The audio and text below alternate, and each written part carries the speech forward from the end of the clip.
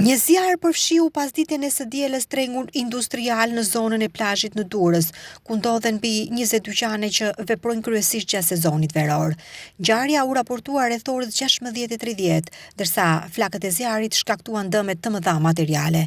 Në vend ngjarje mbritën me shpejtësi makinat zjarfikse të qytetit, të cilët punuan për shuarin e flakëve dhe për të shmangur përhapjen e mëtejshme të zjarrit në dyqanet e tjera në zonë. Gjithashtu u ndalua përkohësisht qarkullimi rrugor në afërsi të zonës së tregut.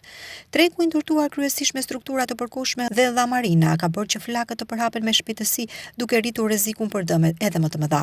Për fat të mirë nuk u raportua për persona të lënduar.